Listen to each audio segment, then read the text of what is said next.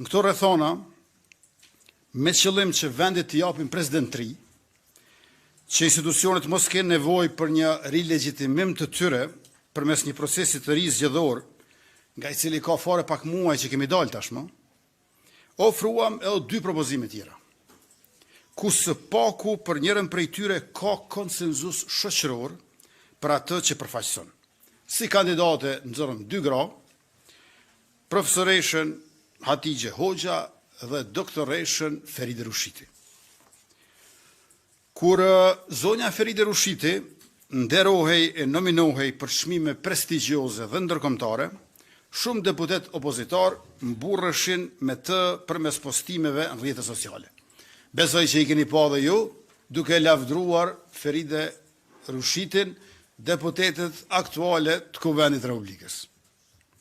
Ta zëm, postime si ajo e ish shefës grupit parlamentar të LDK-s, zonjës Hikmete Bajrami, apo postime si ajo e nënkryetares Kuvendit nga PDK-ja, Vlora Qitaku.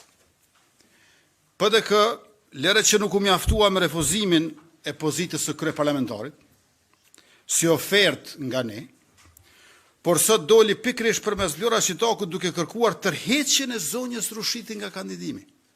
Merrni me mend. Ua kemi ofru kryeparlamentarin, kanë thënë jo. E kanë lavduar zonjën Rushiti, e propozuan për presidente, këta kërkojnë tërheqjen e kandidaturës. Si është e mundur gjithë ato vargje për zonjën Rushiti nga kjo opozitje, e sot nuk e marrin as mundin të vinë sallë teksa struken në për zyret e grupeve të tyre parlamentare. Refuzim që të marrin përgjegjësi e pushtet dhe thirrje të tjerëve për bojkotim të institucioneve.